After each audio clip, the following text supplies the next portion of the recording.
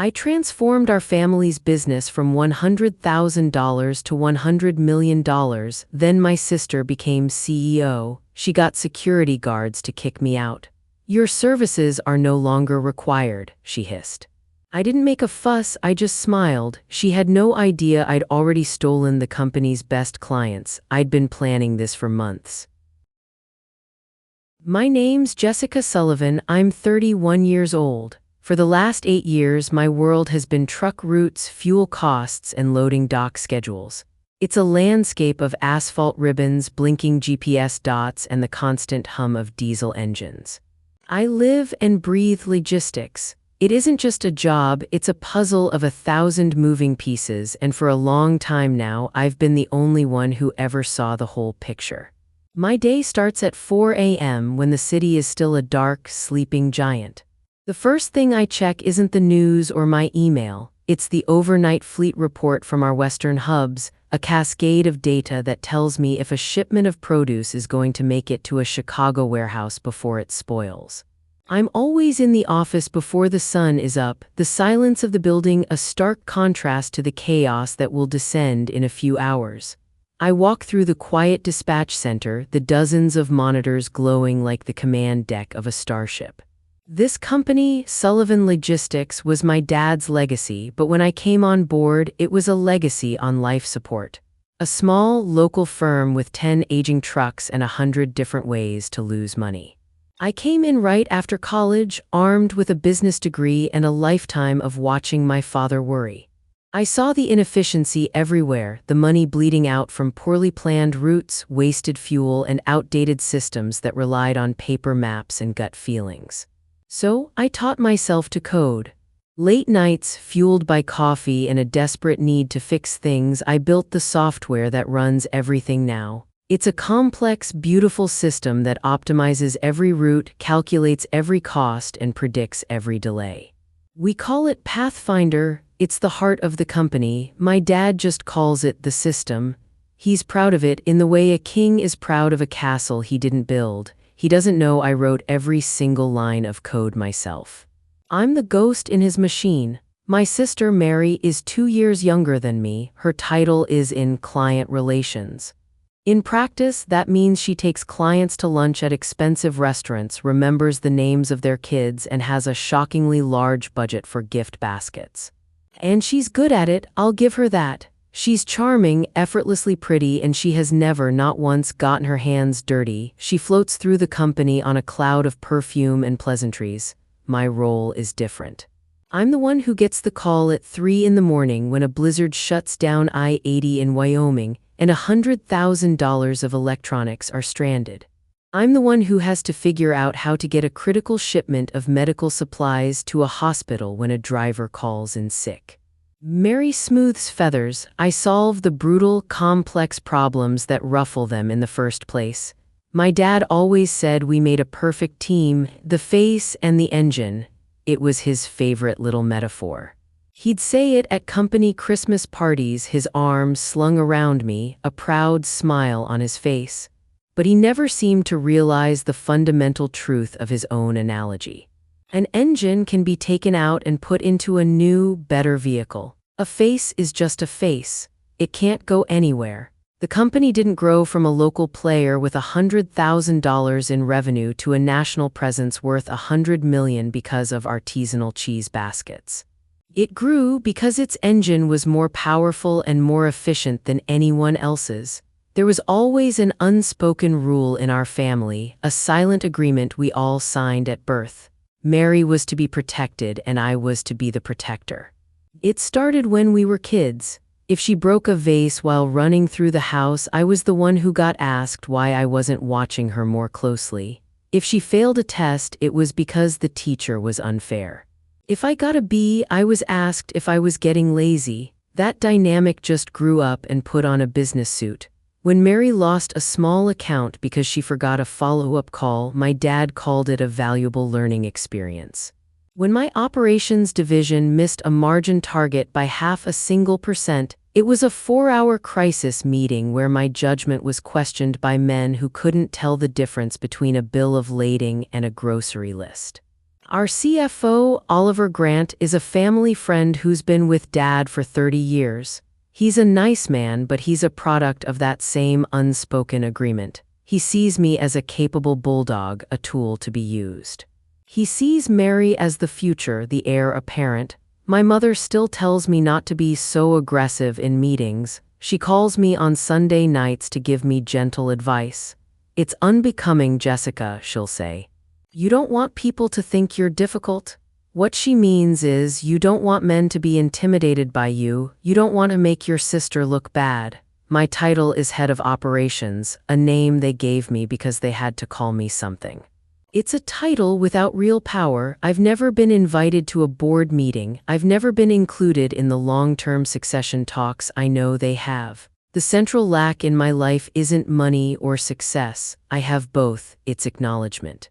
It's the simple, clean fact of being seen for what I built, not just what I do. Lately, things have felt different, colder. The unspoken agreement has started to feel like a contract whose terms are about to be enforced. Dad has been having closed-door meetings with Mary and Oliver. When I walk by his glass-walled office, the conversations stop abruptly. They look up like startled birds, their smiles tight and unnatural. There's a new public relations firm on the payroll. I saw the invoice when I was reviewing departmental expenses. The line item read, "Brand Strategy and Leadership Transition." The words sent a chill down my spine. I asked my dad about it, trying to sound casual. He was vague, evasive. "Just some forward planning, Jess," he said, not looking up from his computer. "Getting our house in order for the next decade." He started calling me our top operator in front of clients and other executives, not my daughter. It's a subtle change, a professional distancing, but it feels like he's carefully drawing a line between us. Last week, I walked past Mary's desk and saw a new logo mock-up on her screen. It was Sullivan Logistics, but sleeker, more modern. My name wasn't anywhere near it, of course, but that wasn't what bothered me. It was the tagline underneath. A new generation of leadership. There's a big company town hall meeting scheduled for next month. It's not at the office warehouse like usual, it's at the downtown Grand Hyatt in the main ballroom. They've hired a full production crew. The invitation email went out to all employees, our biggest clients, and even the lenders from the bank. The agenda has a single, ominous line. Announcing the future of Sullivan Logistics. I know with a cold, hollow certainty that their future doesn't include me. The official run-of show for the town hall lands in my inbox like a death sentence. I wasn't meant to get it. A junior assistant in the marketing department, a kid barely out of college, sent it to the wrong company-wide distribution list. He recalled the email a minute later, but it was too late. I already had it. I opened the PDF and my blood runs cold. It isn't an agenda, it's a script, a minute-by-minute schedule for my public execution. 9:00 a.m., welcome remarks by Patrick Sullivan, Chairman, 9:15 a.m. A Legacy of Success video montage. 9:30 a.m., announcing our new CEO, Mary Sullivan. 9:45 a.m., a vision for the future, a keynote by Mary Sullivan. 10:00 a.m., question and answer with new leadership. My name isn't on it, not as a speaker, not as a contributor, not even listed as the outgoing head of operations. It's a complete and total erasure. They are not just replacing me, they are pretending I was never here. That video montage, I know what it will be. It'll show shiny trucks on sun-drenched highways and smiling clients shaking Mary's hand. It won't show me sleeping on a cot in my office for a week straight to fix the software bug that would have bankrupted the company 5 years ago.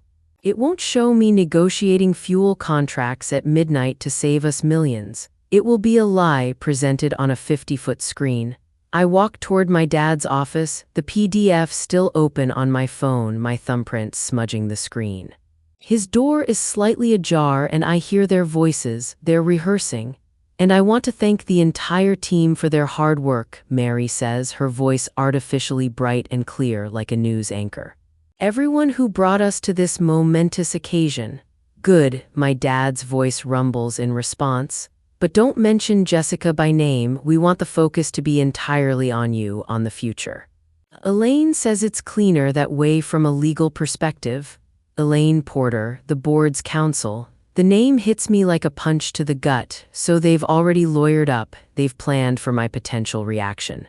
I stand there hidden by the heavy oak door, my heart pounding a slow, thick rhythm in my ears. I listen to my own father and sister meticulously plan my professional demise. He's coaching her on how to handle the inevitable questions about me from the staff. If anyone asks about your sister, he says, just say you appreciate her service and that you wish her the very best in her future endeavors. My service. Like I was a temp who'd been here for a summer, 8 years of my life, the company I built from the ground up reduced to service. I don't confront them, I don't burst into the room and scream, what would be the point? I just back away silently, my feet making no sound on the thick carpet. There's no point in yelling, the decision has already been made in a boardroom I was never invited into. My response won't be emotional. It will be transactional. They've just made the biggest mistake of their lives. They've mistaken my silence for weakness. The next day, I schedule a formal meeting with my dad and Oliver Grant. I walk into my dad's office with a notepad and a practiced, neutral expression. I play dumb. I tell them I wanted to discuss long-term planning, that I had some ideas for expanding our West Coast operations. I ask about my role in the company's 5-year strategy. It's painful to watch them squirm. My dad avoids eye contact, staring at a point on the wall just over my shoulder. He talks in circles about restructuring for a new market reality and entering new phases of synergistic growth. It's all meaningless corporate jargon designed to fill the air and say nothing. Oliver, the man who used to bring me donuts on Saturday mornings when I was the only one in the office, just shuffles papers, his face a mask of uncomfortable neutrality. He says my operational metrics are solid, a word that is both a compliment and a dismissal. I decide to force the issue. I look directly at my dad. What is the succession plan? He gives me a politician's answer, smooth and completely empty. We're always evaluating the best leadership structure for the company's future, Jess. You know you're a key part of our operations. He's using careful human resources-approved language. This is a dismissal delivered in slow motion, wrapped in a suffocating blanket of plausible deniability. I press him, turning the screw just a little. Is Mary being considered for a larger leadership role? The hesitation is tiny, almost imperceptible to anyone who doesn't know him. But I see it, the slight flicker in his eyes, the tightening of his jaw. Mary has a lot of potential, he says, his voice a little too loud. We want to cultivate all our top-tier talent. They're not going to tell me. They're going to smile in my face, walk me right up to the stage at the Grand Hyatt, and then push me off in front of everyone I know. This meeting was a test. It was their one last chance to be honest with me, and they failed it. They've just confirmed they will lie to my face until the very last second. I go back to my office and close the door. The polite mask drops. I pull up the company's corporate records on my computer, my fingers flying across the keyboard. I'm looking for one thing, the official list of company assets, specifically its intellectual property. And there it is. The Pathfinder software, the logistical brain I built from scratch, is listed as a company asset. Of course it is. My father would never let something so valuable not be under his name. But then I remember something. A detail from 5 years ago buried under a mountain of crises and long nights. When I was finishing the core programming, the company was still small. We couldn't afford a proper, dedicated server infrastructure to run a program that complex.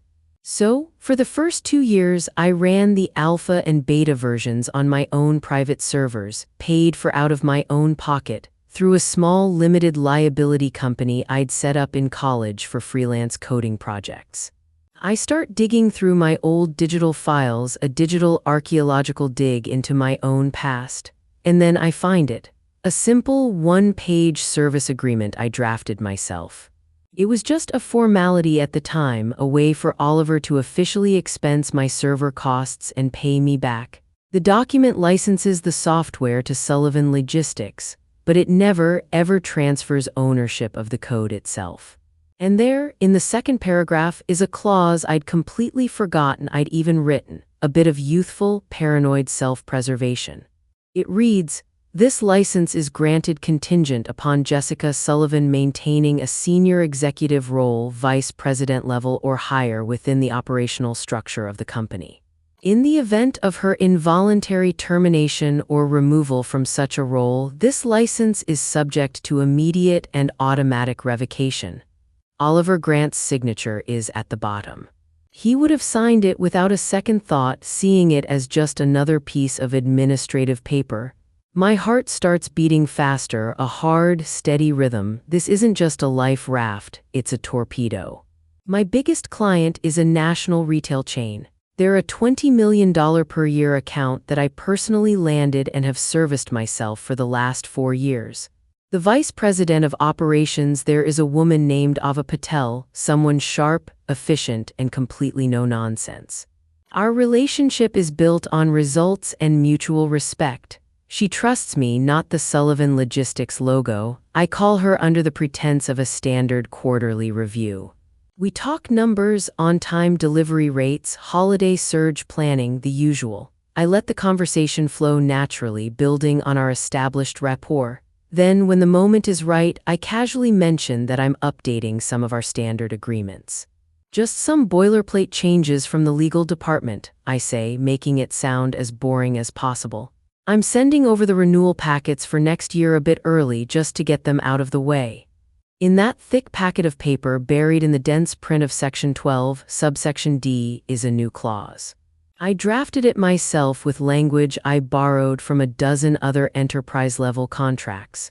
It's a key person clause. It states that the favorable pricing, the dedicated fleet, and the service guarantees are all contingent on my continued role as head of operations. It also includes a change of leadership provision. It gives the client a 30-day window to terminate their contract without any penalty and migrate their services to another provider if a new chief executive officer is announced who is not me.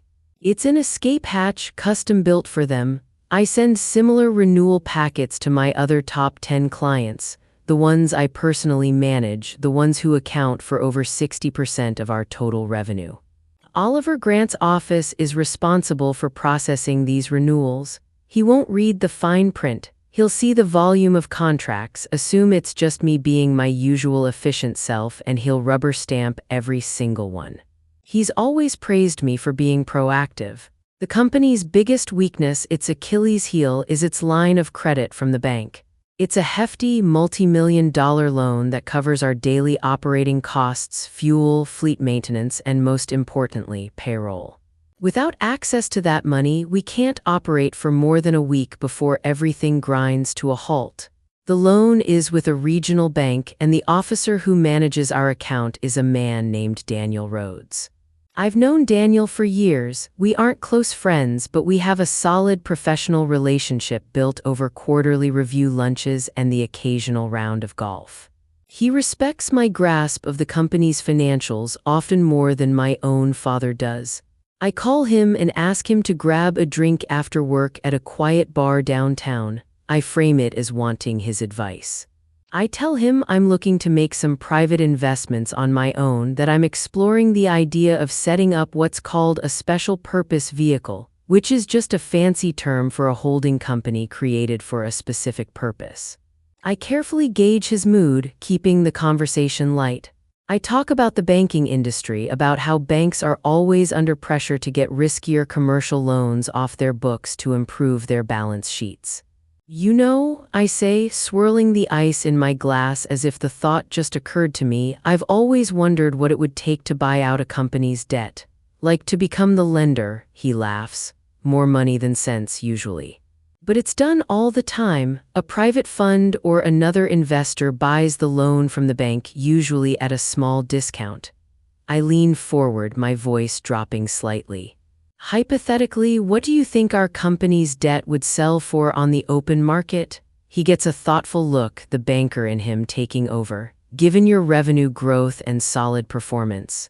The bank would want pretty close to the full face value of the loan. It's a good asset for them. Why, you know someone who might be looking to invest? I might, I say, taking a slow sip of my drink. The first, most audacious piece of the final trap has just clicked into place in my mind. The atmosphere in the office changes almost overnight. It's like a weather front moving in, a sudden drop in temperature that you feel in your bones. My keycard is declined when I try to access the executive floor for a file I need. The light on the scanner just blinks red. When I call security, the reason given is a vague, impersonal, system-wide security update. I know it's a lie. My direct reports, the operations team I built and trained, are being reassigned one by one to Mary for what her emails call transitional training. My most loyal ops manager, a guy named Ben, pulls me aside in the break room. He looks worried. He tells me they're being instructed to prepare for a new operational philosophy, one that prioritizes synergy with client relations. It's a corporate way of saying Mary is in charge now. I am officially disinvited from the weekly strategy meeting, a meeting I have led for the past 6 years. The email from my father's assistant says they are streamlining the agenda to be more forward-focused. My dad stops by my office later that day. He doesn't sit down, he stands in the doorway blocking the light. He tells me they're bringing in outside consultants to optimize our workflow. He says I should cooperate fully with them. He's building a case. He needs a paper trail of my noncompliance to justify my removal to the board. The narrative will be that I was resistant to change, that I wasn't a team player. Mary tries to have lunch with me in the company cafeteria. The attempt at normalcy is suffocating. She talks about everything except the giant, rotting elephant in the room: clothes, vacations, a new restaurant she tried over the weekend. It's a performance, and it's more insulting than the honest, brutal truth would have been. I watch her talk, her mouth moving, and I feel nothing but a profound, chilling distance. She is not my sister anymore. She is my replacement. I meet with Daniel Rhodes again, but this time it's not for drinks. It's in a sterile conference room at my lawyer's office. We form the special purpose vehicle. It's a shell company with the most generic, forgettable name we can think of. Northstream Holdings. It has no public connection to me. It's a ghost. Daniel, seeing a chance for a big, clean commission, arranges the sale of Sullivan Logistics senior debt from the bank to Northstream. He's happy. The bank is happy. They get a performing loan off their books and replace it with immediate cash. As the new lender, Northstream Holdings, which is to say me, now has the right to amend the loan terms so long as the borrower agrees.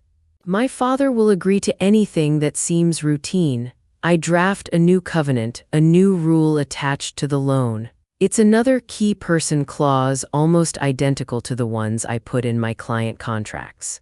It designates Jessica Sullivan, head of operations, as an individual essential to the company's continued financial stability. It states that my involuntary removal from my position for any reason constitutes a technical default on the entire loan. If that default is triggered, the lender has the right to call the note, which means the full multi-million-dollar amount is due immediately. If the company can't pay, and I know they can't, the lender has the right to seize its assets to cover the debt. The trucks, the warehouses, the bank accounts, everything. My lawyer confirms it's all perfectly legal if aggressive. I've just become the bank. My family has no idea that their biggest and most powerful creditor is now me.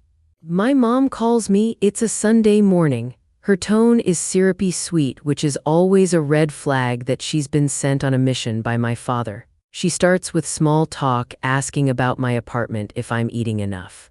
Then, after 5 minutes of fluff, she gets to the point. Your father is just trying to do what's best for the business, Jessica. Mary needs this opportunity to shine. It's her turn.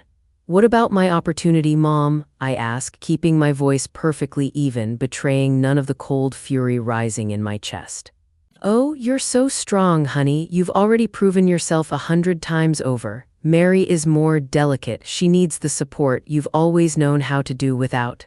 It's the same line she's used my whole life. It's the operating thesis of our family. It's the justification for every sacrifice I was ever expected to make, every time I was told to step back so Mary could be comfortable. You know, she continues, her voice taking on a tone of gentle pleading, sometimes really supporting your family means stepping back and letting others have their moment in the sun. It's a plea disguised as motherly advice. They know I'm not happy about what's happening, and they've sent her, the designated emotional manager, to smooth things over, to get me to accept my own execution quietly. I understand completely, Mom, I say, and the words feel like ice in my mouth. I know all about supporting the family. I hang up the phone, and the last flicker of familial sentiment I had dies. They're not just taking my job, they believe I owe them my silence and cooperation while they do it. With the town hall looming, I move on the final pieces. I need a new base of operations, a place to land. I sign a short-term lease on a small, flexible office space in a building a few miles from our headquarters. It's mostly empty, but it's a start. The name on the lease is Pivot Path Logistics. I contact Naomi Brooks, our HR director. I like Naomi. She's competent, fair, and deeply pragmatic. Her loyalty is to the employees and the stability of the company, not to the Sullivan family drama. I approach her carefully, asking for a coffee off-site. I tell her I'm considering a new venture and ask for her professional opinion on structuring competitive hiring packages. I don't give her all the details, but I plant a seed. I let her know that something big is coming and that I'm focused on protecting the staff. I also have a quiet lunch with Caleb Morgan, the representative for the company that leases us our entire fleet of trucks. He's a good guy, but he's all business. He complains about how slow our accounting department has become under Oliver's watch, how invoices are getting paid late. I listen patiently, and then I point him to a specific clause in their master lease agreement, a change in control option I had my lawyers insert 2 years ago during our last renewal. It gives the leasing company the right to immediately reevaluate and transfer the leases if the company's ownership or senior leadership changes unexpectedly. Just something to keep in mind, I tell him, sipping my iced tea. You never know what the future holds. Finally, I go home and prepare the communications. I write a single text message and save it as a draft. The recipient is my lawyer. The message contains one word. Execute. Everything is ready. All the dominoes are lined up in a perfect, intricate pattern. All they have to do is push the first one. The week before the town hall is the point of no return. This is the moment I cross the Rubicon and burn the bridge behind me.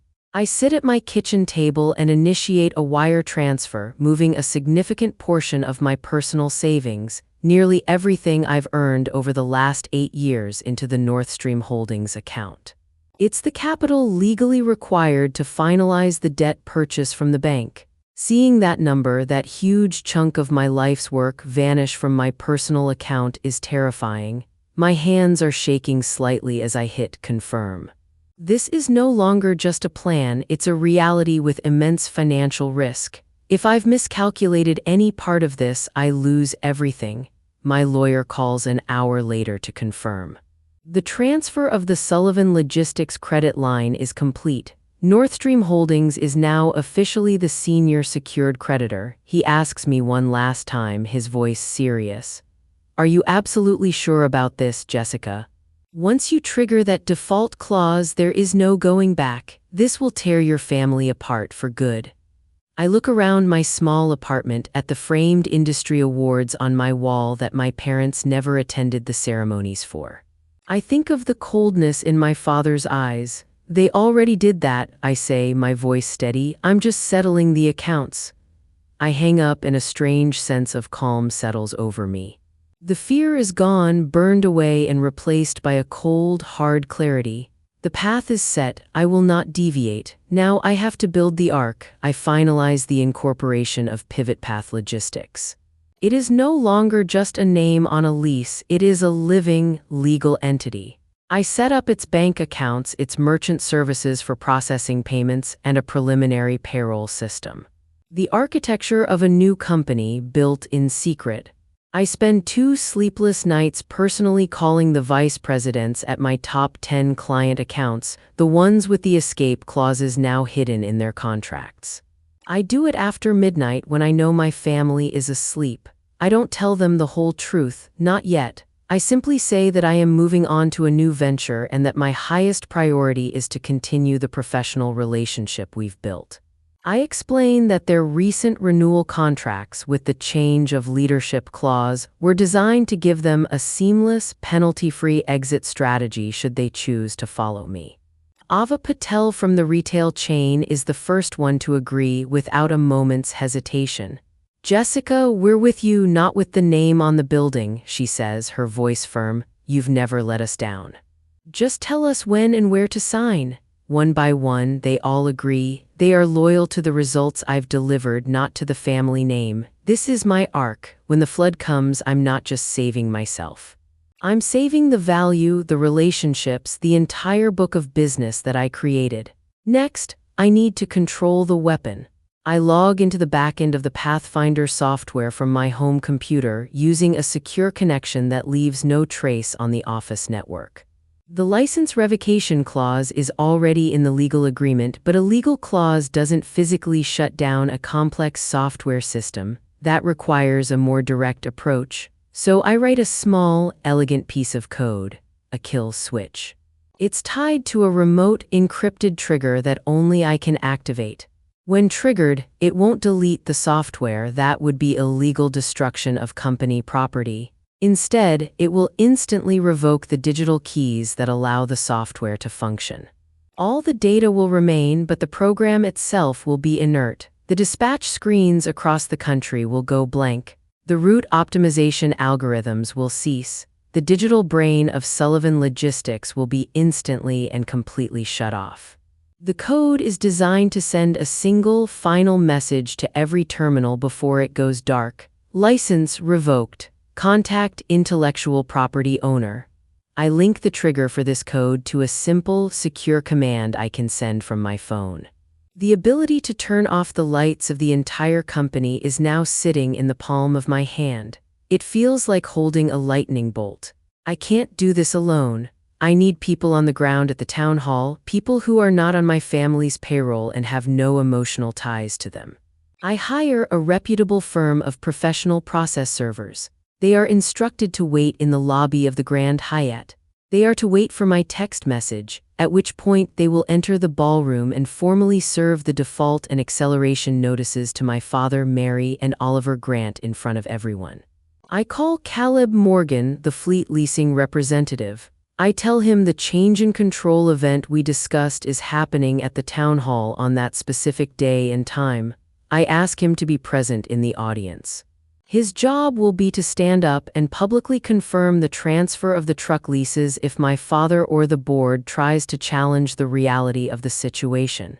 He agrees immediately, eager to protect his company's assets from a company that is clearly becoming unstable. Finally, I meet with Naomi Brooks, the HR director, one last time. I lay it all out for her, holding nothing back. A hostile takeover is happening on Friday, I tell her directly. But I'm not gutting the company. I'm giving everyone a place to land. I want to hire every single employee from the drivers to the accountants. I need you to help make that transition smooth and painless for them. She's stunned into silence for a long moment, but she's a professional. She sees the cold logic. She knows how much loyalty the employees have for me, the person who actually runs the place, not for my family. She agrees to help coordinate the transition, preparing to send out official offer letters from Pivot Path Logistics the moment I give her the signal. The night before the town hall, I put my phone screen on the lowest brightness and read the texts I'd cued like lines before a play. Execute, trigger, serve, hire, 4 words, 4 doors that open into the same room. I say them out loud in my empty apartment and listen to how steady my voice sounds. I lay out my clothes on the couch like I'm packing for a trip. A simple black dress, the one that makes me look like I mean business without trying. Low heels I can move in, a blazer that fits like armor. I slide a small folder into my bag, copies of the license, a printed contact sheet, nothing I'll need if everything goes as planned, everything I'll cling to if it doesn't. I add a charger, a lip balm, a bottle of water. I stand in front of the mirror and study my face. I flatten the storm behind my eyes until all that shows is calm. No triumph, no anger.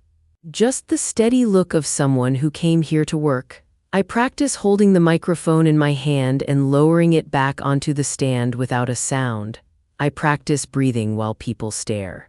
I walk through the sequence again, not with notes but with muscle memory. Dad announces the change. The video runs, the escort, my feet move, my hand lifts. Send, send, send, send, put it away, wait. I picture the screen going gray, the phones chiming one after another like a wind chime in a storm.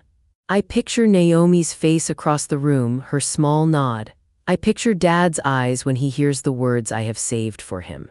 I set 3 alarms, then a 4th just for superstition. I make tea and don't drink it. I lie down and stare at the ceiling, listening to the city breathe through the open window. Somewhere a truck grumbles past, a low, familiar sound. When sleep finally comes, it's thin and quick, like skipping across stones. The Grand Hyatt ballroom smells like coffee and new carpet. The chandeliers look like upside-down rain. Rows of chairs face a stage that sits under a giant screen, the new Sullivan Logistics logo bright enough to sting. Our trucks roll across that screen in a looping background video, sun shining on polished metal. If you didn't know better, you'd think it was a car commercial. I take my seat in the front row where the place cards say family. The card with my name on it is missing. I sit anyway. The cushion gives under me with a soft sigh. People stream in, talking in low voices, shaking hands, smiling like they're at a wedding where they can't remember the bride's name. I spot Ava near the aisle. She lifts her chin at me, short and sure. Caleb sits a few rows back, tie straight, face blank. Elaine Porter leans toward Dad in the wings, whispering. Mary's laugh floats from behind the curtain, small and nervous.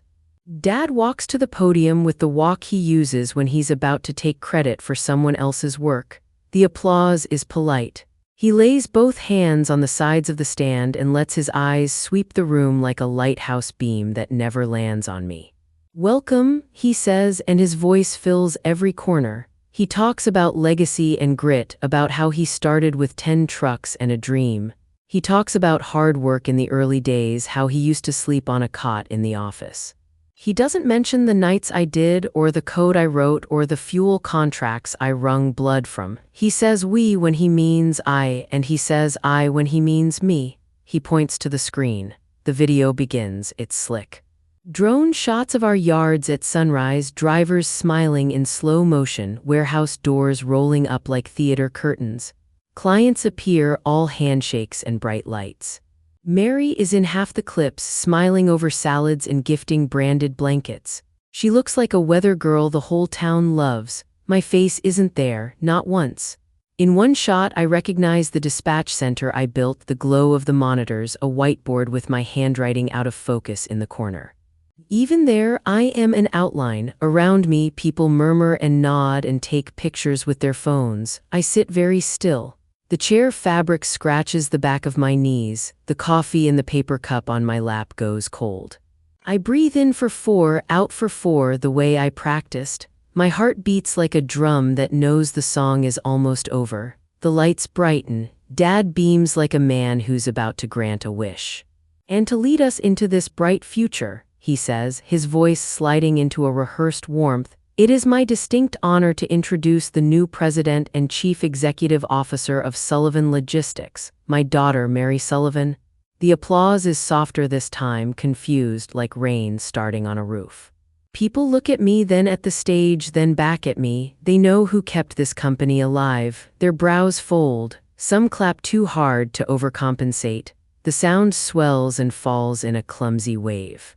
Mary steps out in a navy suit that tries too hard. The shoulders are a little wide, the hem a little long. She smiles with all her teeth and clutches the sides of the podium like it might float away.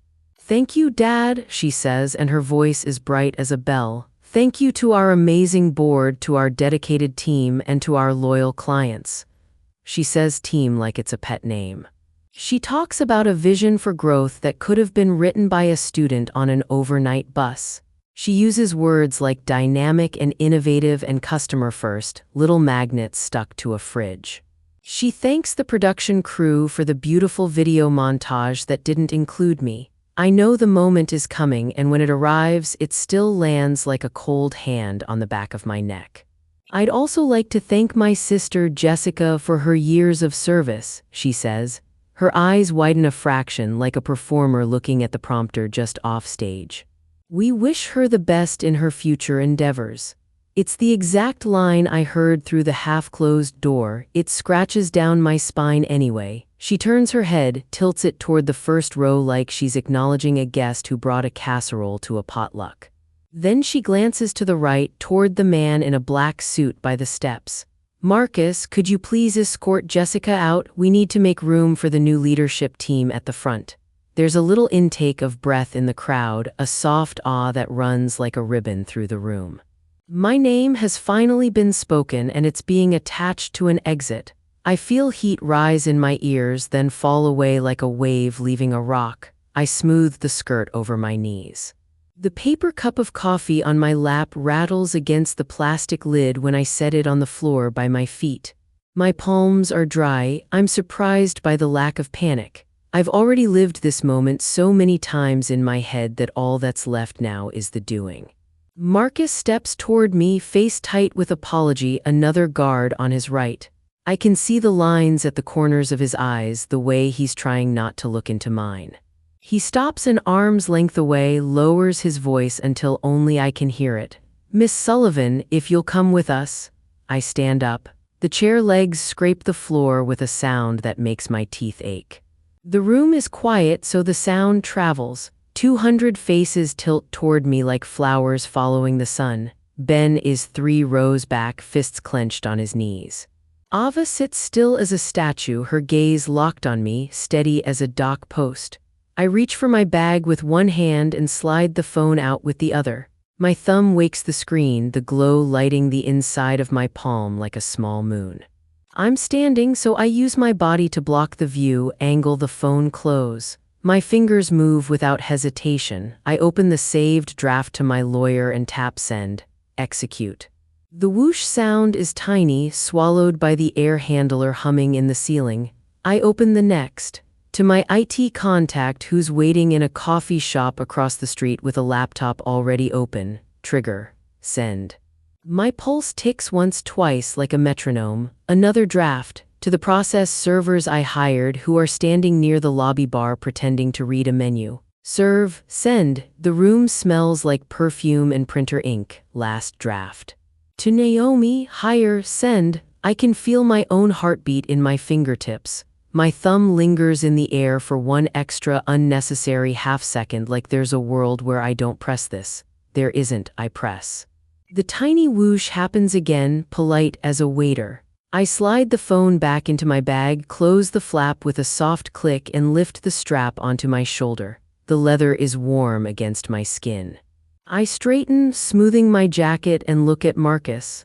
All right, I say softly. His jaw flexes. He steps to the side, not touching me, just pointing toward the aisle. I take a slow step, deliberate. The way you move through a doorway you know will lock behind you. The carpet gives a little under each heel. The air feels thick, like a storm pressing on the roof. Somewhere in a control room behind the stage, a technician taps a key that doesn't do anything it's supposed to do. Somewhere outside, a cluster of phones buzz in pockets at the same time. In my mind, I can see the code waiting like a coiled spring, see the emails lined up like planes on a runway. I don't have to look at my phone to know they're flying. I stop, not even a full step from where I started, and let the silence stretch. It's the smallest pause, the split second between lightning and thunder. I stand in it and breathe. The first hiccup is tiny, like a skip on a record. The giant screen behind Mary blinks once, then again, then turns a flat, storm cloud gray. The looping video of trucks and sunlight disappears. For a heartbeat, there's nothing.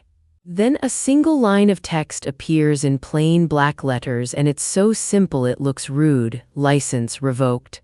Contact intellectual property owner. A shiver of sound moves through the room. I hear chair legs scrape, a few confused laughs that die right away. The smaller monitors around the ballroom, set up to show off our live dispatch data like it's a fireworks show, go empty too. They all carry the same message. It lands like a stamp. It looks like the power just got cut from the brain of the company, because it did. Mary twists around at the podium, her hand fluttering near the microphone like a moth.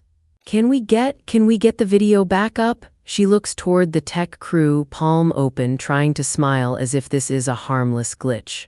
No one moves. The control table guys are staring at their screens, faces draining of color. One puts on headphones, talks into the mic at his mouth, and slowly shakes his head. Even from here, I can see his lips form the word no, then the second wave hits. Phones start singing, buzz, ding, chirp.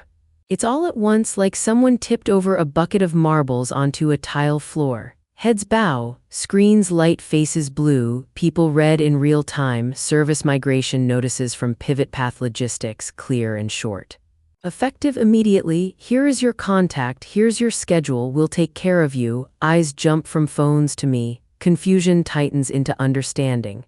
The first smile I see is Ava's, small and sure, a nod like a handshake across a crowded room. At the back, the double doors swing open. 3 men in dark suits step in with the kind of calm that draws attention. They aren't part of the hotel staff, they aren't guests. They walk down the aisle like they have assigned seats on the stage. The carpet swallows their footsteps, but you can feel the rhythm of their approach, a steady drum. The lead man, tall, clean-cut, carrying a stiff envelope, mounts the stairs and faces my father. His voice is clear and carries without the mic. "Patrick Sullivan," he says, not yelling, just speaking like he knows everyone will hear. "You've been served." 2 more envelopes move like slow bullets, one into Mary's hand, one to Oliver, who takes it like it might burn him. The lead man keeps talking, not fast, not dramatic, just plain. "Your lender has called the debt due today. Terms are in the packet. You're in default as of this morning." My father frowns like the word itself is a joke. He flips through the papers, pages whispering. Mary doesn't open hers. She clutches it like a clutch bag, knuckles white. Oliver sits down hard on a folding chair, his mouth opening and closing like a fish pulled from the water. The ballroom is quiet except for that sea of little phone noises and the low hiss of the air vents. The line on the big screen doesn't blink. It just sits there like a message written on a wall no one can take down. I can feel the heat coming off people. Fear, shock, curiosity. It's a wave that's both hot and cold. I don't move. Marcus stands beside me like a statue, waiting for an order he doesn't want to carry out. I look at the stage, at my father's face, confusion curdling into anger, and I wait for the next beat. It comes in the smallest way, a hand raised in the crowd. Caleb Morgan, neat tie, calm eyes. He doesn't say anything yet. He doesn't need to. His presence is a loaded question. Are your trucks still your trucks? Dad slaps his papers against the podium, trying to make the sound do what his voice suddenly can't. He leans into the mic. "There's been some kind of mistake," he says, and his tone is the same one he used when a driver hit a curb. "Someone from the bank will clear this up." That's my cue. The air seems to thin as I step out of the aisle and move toward the stage. Marcus doesn't stop me, he doesn't even reach out. He just takes a small step back as if to make space for something larger than him. I walk up the stairs in measured steps, feeling each rise, the weight of my heels, the stretch of the carpet underfoot. Mary stares at me like I'm a ghost. Oliver can't meet my eyes. Dad looks like a man at the end of a dock watching his boat drift away from the rope in his hand. I reach out and take the microphone. Mary's fingers brush mine. They're cold and damp. She lets go because what else can she do? The mic is heavier than it looks. It vibrates softly with the hum of the speakers. I take one breath, slow and even, and speak into it like I'm talking to a room full of adults who deserve the truth. "The bank didn't call you, Dad," I say, and my voice doesn't shake. "Because the bank didn't have to call you." Every head turns. I keep my eyes on him. "They sold your loan months ago." To a holding company? I let that sink in for a heartbeat. I own it. A ripple, a low swell like the sound before a storm hits shore. Elaine Porter, our board counsel, is already buried in the pages the process server gave her. She looks up at Dad, then at me, then back down, and her mouth tightens. She clears her throat and speaks toward the mic stand, her voice dry. She's right, Elaine says. The lender of record is North Stream Holdings. She glances at me like she's connecting the dots. This agreement allows the lender to demand full payment if Jessica is pushed out of her role. She meets my father's eyes. That happened today. Dad's face turns a color I've only seen once before when a truck hit a guardrail and he thought we'd lose a client. His next words are for me alone, but the mic picks them up anyway. You wouldn't dare, he hisses. The whole room hears him. I already did, I say. Caleb rises from his seat without prompting. He speaks so everyone can hear. Our lease contracts allow us to move the trucks if the company becomes unstable, he says simply. He doesn't look at me for permission. He doesn't need to. We're doing that. We're choosing the operator who can actually run a fleet. He doesn't say my name, but he doesn't have to. His eyes find mine for half a second, and that's enough. The pieces are obvious even to people who don't know our business. No software to run routes. Clients already walking out the door, the money line choked off. Trucks drifting toward the person who can keep them moving.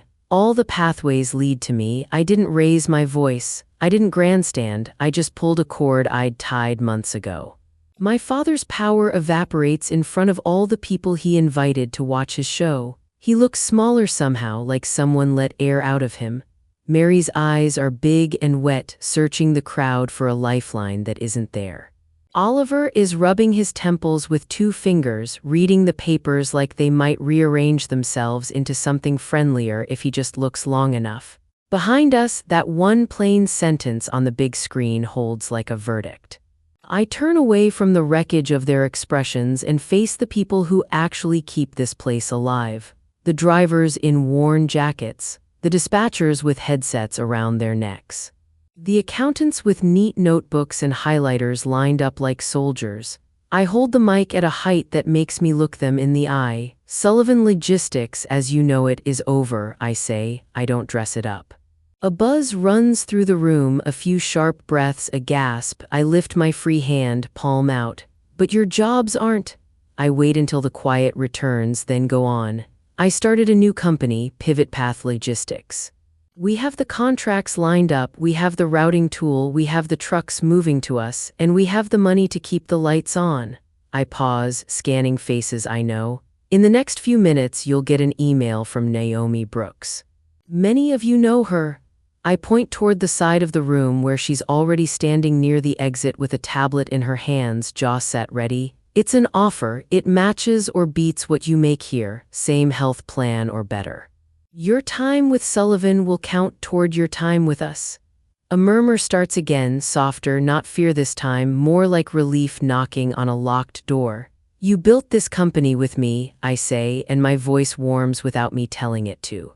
You stayed late, you made the calls, you drove through the storms. Come build the next one with me, start clean, no games, no backroom secrets. I lower the mic and set it on the stand. The rubber ring at the base kisses the wood with a small thump. I don't look at Dad, I don't look at Mary. I step off the stage the way I got on it, straightforward, steady, and walk into the aisle toward the people who will decide if this day becomes a disaster or a beginning. The room breaks like a frozen lake in spring, loud, fast, cracks running in every direction. Some people crowd toward the stage, peppering Elaine with questions she can't answer, but most turn toward the doors, toward Naomi. She's already got a folding table pulled against the wall, the hotel's floral fabric draped to the floor. 2 of her team wheel out a case of tablets and line them up like trays. Her fingers fly over the screen, eyes flicking up to greet each person with a quick smile and the same phrase. Check your email, then sign here. Phones ding on cue, heads bend. I catch the first tear on a young accountant's face, a tear of relief, not pain. Ben pushes through the aisle like a man crossing a river against the current. He reaches me first. He doesn't bother with words, not right away. He just grabs my shoulder, squeezes hard, then grins with all his teeth. Been waiting for this day, boss, he says, the word that got me through the darkest nights. Boss. Let's go to work, I tell him, and the way he nods makes the knot in my chest loosen. Drivers in scuffed boots and faded hats are next. They read the emails fast, jab a finger at the screen, then head for Naomi's table. A few stop and shake my hand, their palms rough and warm, simple pressure that says more than speeches. Dispatchers come as a clump, talking over one another, arguing about who should take which shift on day one like the problem is already solved. Two warehouse leads I've known for years hold up their phones to show me the offers, eyes shining. Is this real? One asks. All the way real, I say. He nods hard and heads for Naomi. Marcus, the head of security, threads his way over, his face flushed. He stops a step away and straightens like he's at attention. Miss Sullivan, he says, and his voice is tight. My apologies, he swallows. I resign, effective immediately. He holds out a folded badge. I look at it, then at him. Come see us tomorrow, I say. We need people who know how to move a crowd without hurting it. He blinks, surprised, then gives the smallest smile I've ever seen on him and steps back, still guarding the space around me like old habits don't die fast. Ava slides in beside us, smooth as a blade. She shakes my hand, firm and warm. Send me the new contracts, she says.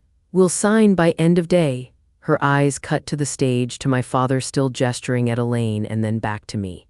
You did what needed doing. Behind me, Dad is shouting in a hoarse whisper at Elaine, demanding she fix this. She can't, she knows it, her face is set like stone. Mary stands a little to the side, a statue in a navy suit, the envelope still unopened in her hands. Oliver stays in his chair, reading and rereading that same first page as if it'll change if he stares hard enough. Naomi's station hums like a beehive. People sign on bright screens, then step aside so the next can step forward. The ones who are done don't leave the room. They linger, circling each other, forming new lines, new teams. Ben pulls out a pad and starts scribbling names, grouping people without being asked. A driver I only know as Big Joe offers to run to his truck and bring in a laptop for someone who forgot theirs. It's messy, loud, and more organized than it looks. The family I was born into is falling apart on a stage. The family I built is building itself in a line by the exit. I stand in the center of it all and breathe. The smell of coffee, perfume, paper, and carpet glue mixes with something else, motion. It smells like a new engine warming up. It smells like a road you've never driven, pointed in the only direction that makes sense. Forward. Dad reaches me like a storm that didn't check the forecast. His tie is crooked, the veins in his neck standing out, his breath coming loud through his nose. He gets close enough that I can see the gray stubble he missed shaving. You treacherous snake, he hisses, the words meant for me alone, but a few heads still turn. I gave you everything. I keep my voice low, calm. You gave me a job, Dad. I built the company you brag about.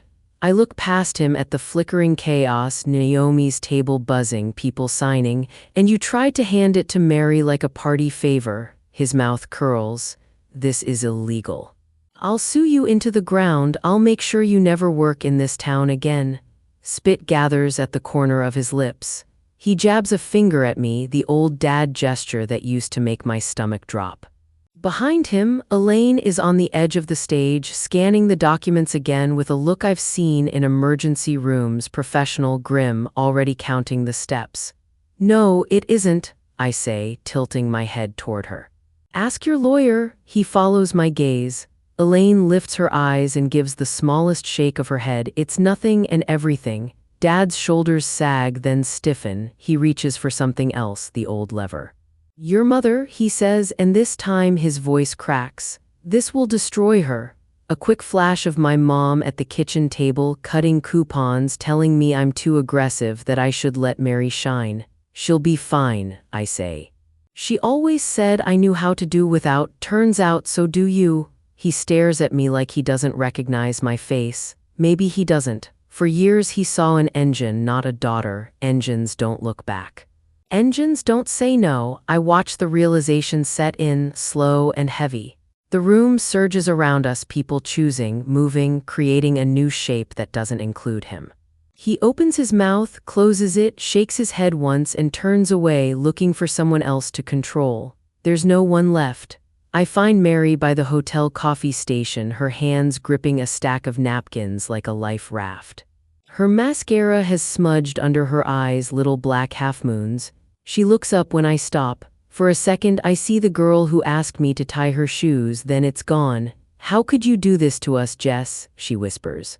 The words are soft, but they hit like thrown pebbles. To me, how could you stand up there and have me thrown out? I ask, keeping my voice even. There's no heat left, just a steady, cold line. She shakes her head, hair slipping from its pins. "Dad said it was for the best. He said you were holding the company back, that you weren't a leader." "Did you believe him?" I ask. I wait. She hesitates, and in that little pause is every Christmas where she got the good gift and I got the useful one. "I wanted to," she says finally, voice breaking. "I don't know how to do any of this. I never wanted to run operations, Jess. I don't even understand the dashboards. I thought," she swallows hard, "I thought Dad would take care of the hard parts. I thought I'd grow into it." "You were the face," I say quietly. "He planned to run things through you." She wipes at her cheek and leaves a gray streak. "What am I supposed to do now?" The question is naked. She looks over my shoulder toward the stage where Dad's shadow paces like a trapped animal. "What am I supposed to be if I'm not this?" For a heartbeat, we stand in the same air pocket, two sisters who grew up under the same roof, trained for different stories. My answer comes out steady. "I don't know, Mary. For the first time in your life, you're going to have to figure it out yourself. I'm not cruel, I'm just done." She makes a small, wounded sound, then sinks into a chair and folds into herself as if the navy suit can hide her. I leave her there because there's nothing else to say, and because the people who chose me are already starting to arrive. I go straight from the hotel to the office I rented, the pivot path space that still smells like fresh paint and vacuumed rugs. The hallway buzzes with those cheap fluorescent lights that make everything look a little too new. Inside, the room is mostly folding tables and cardboard boxes. I can hear the echo of my own footsteps. On one table, I set out bottled water, a sack of grocery store cookies, a bag of mixed nuts. It feels like welcoming hikers at a trailhead. The door keeps opening. Ben arrives first, holding two laptops under his arm and wearing a grin like a victory flag. He puts the computers down, pulls a dry erase marker from his pocket like he's been waiting his whole life to do that, and writes on the whiteboard in big block letters. Day 1, under it he starts a list: fuel cards, dispatch lines, client calls, driver routes. Naomi turns up with a small team from human resources, all of them rolling suitcases like travelers who took a wrong turn into a startup. She sets up in the corner and starts firing off welcome emails and onboarding steps like she's dealing cards at a busy table. "I need a printer," she says without looking up. "And coffee that isn't beige." More people trickle in: two dispatchers who quietly claim the table near the window, an accountant with a plant in a ceramic pot clutched to her chest, three drivers in baseball caps who look out of place under track lighting but settle in anyway, perching on the edges of chairs. My phone buzzes, my lawyer's number. I step into the hallway where the air is cooler. "They're officially in default," he says, voice steady, almost kind. "The assets are frozen. Transfer starts tomorrow morning." The words hit and then settle like heavy snow. The keys to the kingdom aren't in my hand yet, but they're sliding across the table toward me. "Good," I say. "Thank you." I hang up and press my back to the wall for a second, letting the relief and the fear wash through me and out again. Back inside, the room has grown louder, messier. We're pulling extra power strips out of boxes, digging for pens, arguing over the best way to divide the incoming routes. Someone orders pizza. Someone else brings in a coffee maker that looks like it's survived 3 offices already. We claim our space in real time. It's imperfect and a little chaotic, but it's ours. We work into the night, the whiteboard filling with names and arrows. I split the client list and hand it to Ben. "You take half, I'll take half." No voicemail, we call until we hear a voice. He nods, turns away, and starts dialing. I start at the top. Ava. We're live tomorrow, I tell her. You won't feel a thing, she laughs once. I believe you. At midnight, I walk to the window and look down at the parking lot. It's empty except for a few cars sitting in a row like chess pieces waiting their turn. My reflection looks back at me, hair pulled up, dark circles, shoulders square. It's the hardest I've ever worked. It belongs to me. The first week at Pivot Path washes over us like a tide that forgets to roll back. 18-hour days become normal. My alarm stops being a sound and becomes a state of mind. Every decision lands on my desk, then ricochets to another like I'm playing a game where the pieces never stop moving.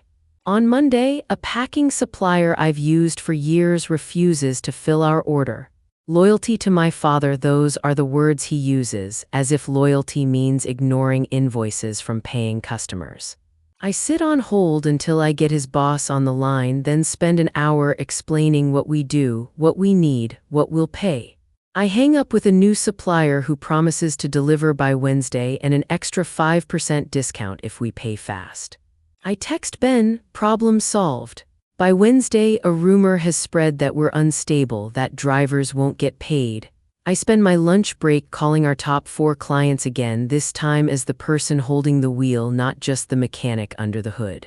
You'll get the same reliability, I tell them, and I make the word feel like a promise you can put your hand on. You'll have my number, you always did. The problems pile up.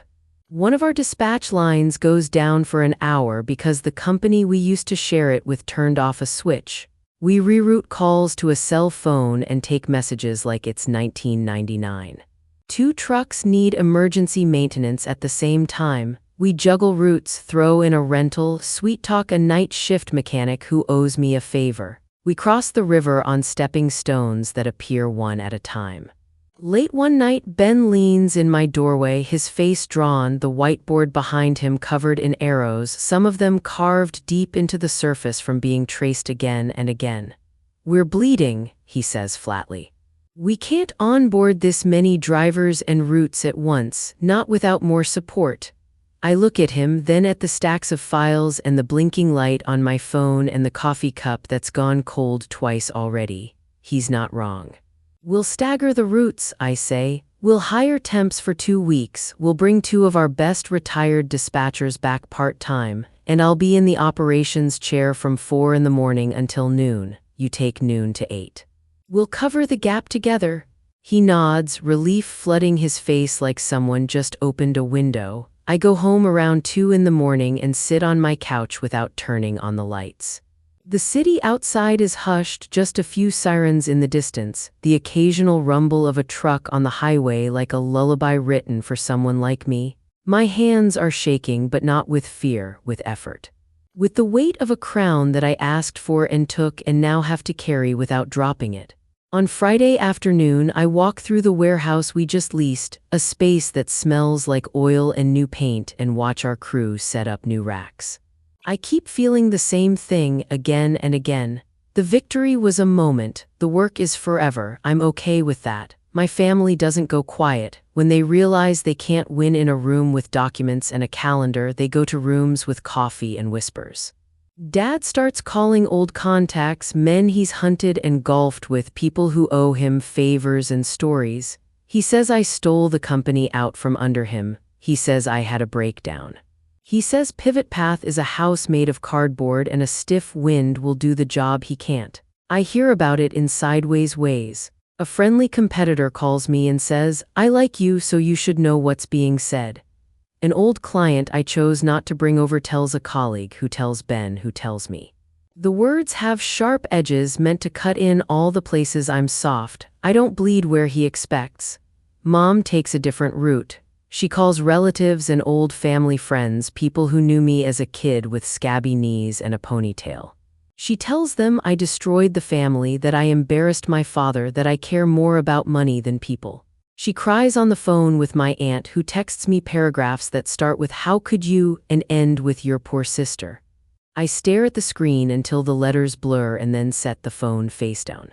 I don't respond. If I start, I'll be dragged back into a story that never belonged to me, A wedding invitation I'd stuck on my fridge goes missing. When I check the website later, my name is gone from the guest list. I get it. People like a clean narrative. A woman who steps out of line makes them nervous. They're choosing the story that doesn't require them to change their minds. At the office, the noise of the whispering campaign seeps in, but we get louder. When a supplier calls to ask if we're okay because they heard a rumor, I put the phone on speaker and introduce them to Ben and Naomi and 3 dispatchers who are somehow answering 2 phones each. We're more than okay, I say, and they can hear it in the clatter of keys and the rumble of voices in the background. When a client hesitates, I offer them a tour of the yard. I walk them past our trucks, our drivers, the dispatch board that hums like a hive. The truth is loud and practical. It looks like people who know what they're doing. At night, when the office finally quiets and the streetlights make long stripes on the floor, the isolation creeps in. I miss the idea of a mother and father who picked me first, even though I never had it. I take a breath, open the front door, and step into the hall where the walls don't care about any of it. I go back inside and do the next thing on the list. The only way through a whisper is with work so steady it drowns it out. And that's what we do. Oliver shows up at our new office on a gray Tuesday with no appointment and a face I barely recognize. He's always carried himself like a man with numbers in his pocket and time on his side.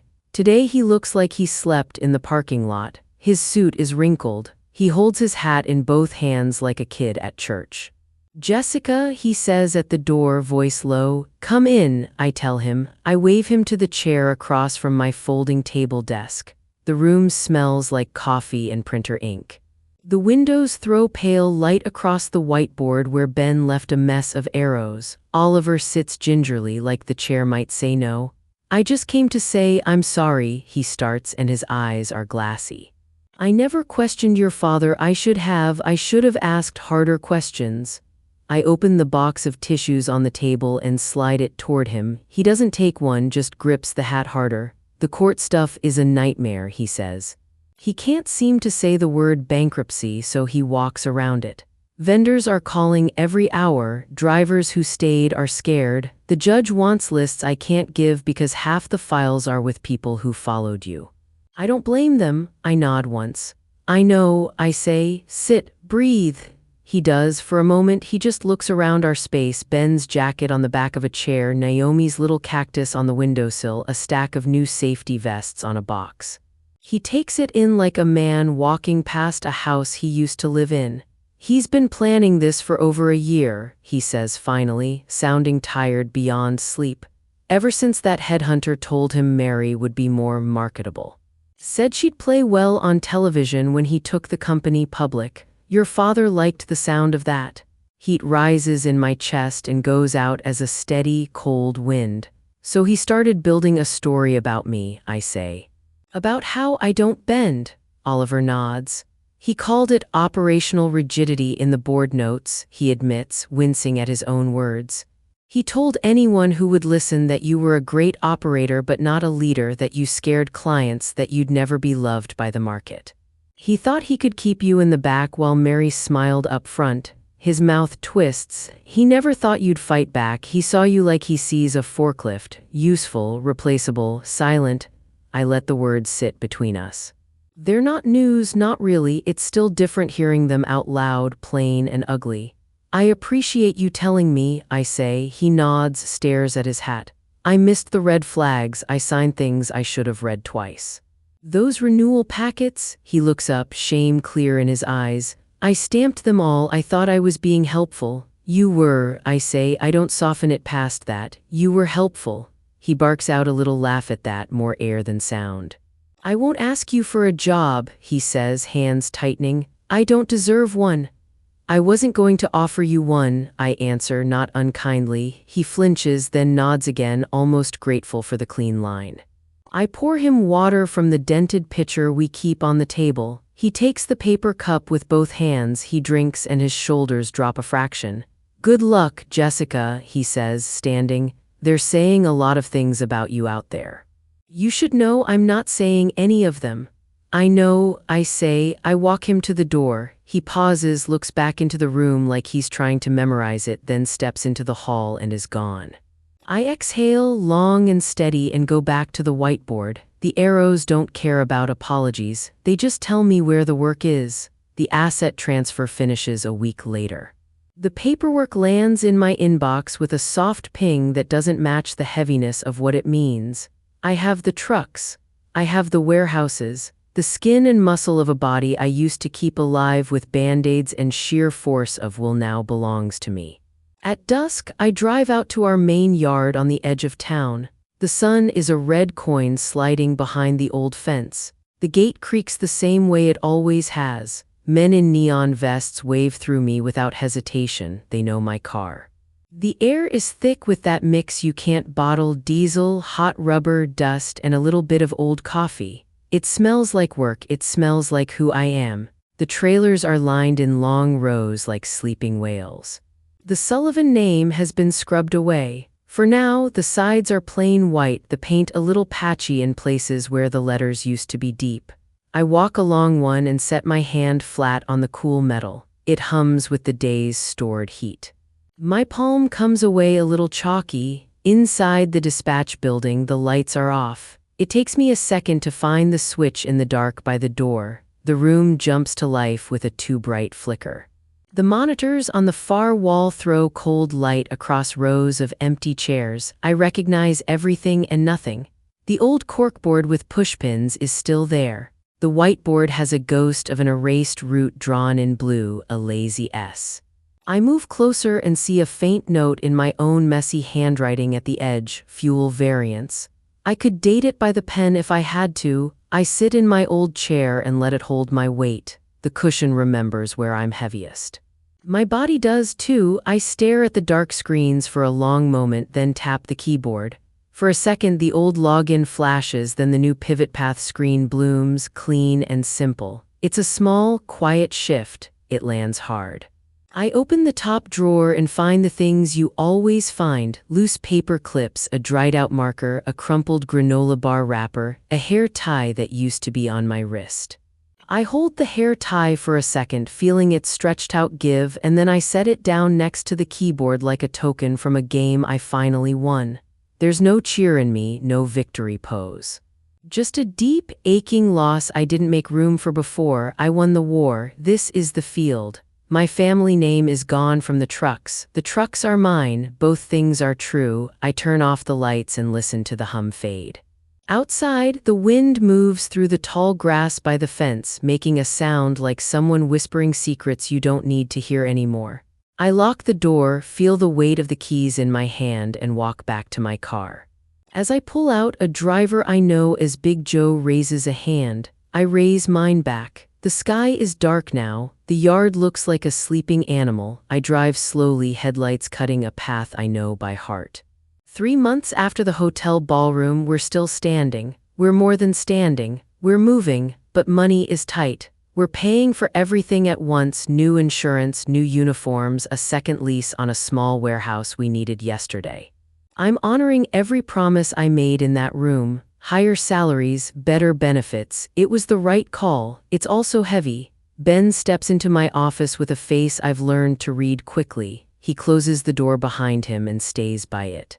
"We've got a problem," he says. "Of course we do," I answer, half a smile, no humor. "Which one?" "Drivers," he says. "A group of the older ones, about 10% of the fleet. They're grumbling. They say the new routes are too tight, that the check-in rules feel like babysitting. They miss how your father did things." He pauses. "They miss your father." "Names," I say. "Rick," he says right away. "He's the one they listen to. He was one of your dad's first hires. He keeps a picture of the two of them in his wallet. He means it." I can feel old resentment scratch at the edge of my ribs, but that's not useful now. "What are they planning?" he exhales. "They're talking about a walkout. Friday morning, dawn, right before the back-to-school surge. If they do it, we're on our heels. Clients will feel it." "Of course they will, that's the point. This has my father's fingerprints," I say. Ben shrugs, unhappy. "Maybe, maybe not. Doesn't matter who started it if we don't stop it." We will, I say. I stand up and look at the board, at the roots that run like veins. Don't engage them today, don't argue. I'll be at the yard at 5 in the morning. I'll talk to Rick myself. He nods, relief and worry fighting on his face. You sure? I'm the one they're mad at, I say. I'm the one who needs to fix it. The sun is barely a rumor when I pull into the yard the next morning. The air has that sharp, damp bite that gets into your sleeves. The big light over the loading bay throws a wide circle, catching breath in little clouds as men talk in small groups. The coffee machine in the break room hisses like a snake. Diesel engines tick as they warm up.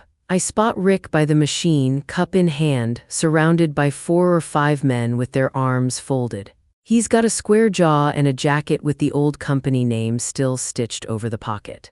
He looks at me like I'm a rival team showing up on picture day. I walk up and stop a step away, making sure my voice carries but doesn't feel like a shout.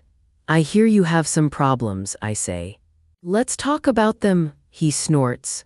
We don't work for some backstabbing kid, he says, and the men around him make that little sound men make when they think someone landed a good punch. We worked for Patrick Sullivan. You worked for a paycheck, I say, keeping my tone calm, clean, and I'm the one signing it. He steps toward me, not threatening, just big. He took care of us? He took care of himself, I answer. Ask Oliver what your next 2 years were going to look like. He was setting the company up for a sale. The plan was to sell to a group that cuts costs for sport. You know what's the biggest cost after fuel? You. I let that sit. The break room goes quiet in a way I can feel on my skin. They would have gutted the roster, they would have cut routes to the bone. Senior drivers cost more. You'd have been first. Rick's mouth tightens. He looks sideways at one of his guys, then back at me. That's just talk. It's not, I say. And even if it was, I didn't build this to squeeze the life out of the people who move it. You don't have to believe me yet. You can believe the deal I'm putting on the table. He lifts his chin. What deal? A profit share, I say, for everyone, not just managers, not just people with offices, drivers, warehouse, dispatch. When we profit, you get a piece, paid every quarter, clear, simple, no tricks. The better we do together, the more you take home. A murmur moves through the room. Someone sets a cup down too hard. It makes a dull thud. Rick doesn't move. And when you don't profit, he asks, voice steady, your base pay stays the same, I say. You won't get less because the market is rough. The share is the upside. I'm not putting my weight on your back. I'm asking you to lean with me when we push this thing up the hill. He stares at me, eyes searching for the con. Put that in writing, he says finally. I already did, I say. I pull a single-page sheet from my bag, thick paper, plain words. I hand it to him. Read it, take it home, bring it to a person you trust. Circle the parts that don't make sense and I'll explain them until they do. He doesn't take it right away. Then he does. He reads, lips moving a little as his eyes slide down the page. His friends lean in, they read with him. The room is quiet except for a forklift beeping in the bay. You can walk out, I say into that quiet. That's your right. You can try to hurt me to help a man who would have let you go when the time came. Or you can stay and build something that'll pay you not just wages but respect. You'll have a piece with your name on it, you decide. But decide fast. We've got school supplies to get to Ohio. A corner of his mouth twitches, almost a smile, almost not. He looks up. You're a hard one, he says. It's not an insult, it's a weather report. I'm fair, I say. I'm here, that counts for something. He looks at his men, one shrugs, one nods, one looks at his boots. Rick lets out a breath like air leaving a big tire. All right, he says finally, we'll run the routes. But if you mess us around, then you walk, I finish. Deal. He tucks the paper into his jacket and reaches out his hand. I take it. His palm is rough. We shake once, solid. The coffee machine hisses. Outside, a truck horn sounds twice. The day starts. They stay. The profit share isn't magic, but it changes the air. When we hit a good month, checks land before the weekend, not after. I watch grown men grin like kids who found money in the couch. Something shifts. People start asking questions that used to get asked only by managers. If we shift this route, a driver says, tapping the map with a blunt finger, we'll save an hour. A warehouse lead builds a better way to stage deliveries and teaches it to the night crew. Pride is a muscle. Once you use it, you want to use it more. 6 months later, Pivot Path isn't just steady, it's smooth. We run tighter than we ever did at the old place. Our on-time numbers are better. Our safety record is cleaner. Clients who stayed are sending us more business, not out of pity, but because we deliver. New clients call because they heard about the company where drivers get a share. People like a story that ends with everyone eating. I rebuild the leadership team the way I wanted to build it before anyone let me near a boardroom. Ben is my chief operating officer, the right hand and the keeper of the board with the arrows. He's firm and even and doesn't waste words. Naomi becomes head of people and culture, which fits her like a well-worn jacket. She builds training that's straightforward and fair. She knows how to say no without making someone feel small. Dispatch is led by a woman named Carla who started as a part-time night operator and sees routes like chess moves. I hear, through someone who hears everything, that Dad and Mary moved to Florida. They sold the house I grew up in, the one with the tire swing that broke twice because Mary wouldn't let go. I picture the empty bedrooms, the nail holes where pictures used to hang. I wait for a feeling to land. It doesn't. It's like seeing a stranger's house from the highway. On my birthday, a card shows up without a return address. It's my mom's handwriting. The paper is wrinkled where tears fell and dried. It says, "I hope you're happy." I stand at the kitchen counter and read it 3 times. Then I slide it back into the envelope, put it in a drawer with the spare keys and the takeout menus, and close it. Some things can't be fixed. Some doors are better left shut. The win wasn't that day in the ballroom. It was this walking through a warehouse where people nod at me and then go back to doing work they're proud of. It was seeing a driver teach a new hire how to check a tire the right way and saying, "We all get paid if you do this right." It was a mother in accounting telling me she finally took her kid to the beach because her bonus covered it. It was a white truck with a clean new logo, an arrow that points forward, pulling out of our lot into the blue morning and heading east on time, on purpose. My day still starts at 4 in the morning, but I don't rush to the office anymore. I pad barefoot to the balcony and wrap a sweater around my shoulders. The city is a dim quilt of streetlights and yawning windows. I pour coffee and hold the warm mug in both hands, breathing in the steam. It smells like earth and a fresh start. I open my tablet and skim the fleet report, not because I'm scared something's broken, but because I like watching a living thing move. Green dots glide along routes we built. Notes from dispatch pop up: clean, calm, handled. I see Ben's early check-ins, Naomi's quiet reminders. The work hums without me having to be the ghost in the machine. I'm not pulling levers in a dark room, I'm guiding from the light. The old ache, the hungry need to be seen, has faded like a bruise. I earned my own approval. I built a team that lifts with me, not against me. When something goes wrong, it lands on many shoulders, not just mine. When something goes right, everyone eats. Down below, a white truck turns the corner onto the highway. The pivot path arrow on the side catches the first pink of sunrise and looks almost gold. The trailer lines up, blinker on, and slips into the flow like it belongs there, because it does. It heads east, toward day. I watch it until it's a small square of light, then I set down my coffee and smile. For the first time in a long time, I feel like I'm heading that way too. Sometimes you have to tear something down to build the thing you needed all along. Have you ever had to bet on yourself like that?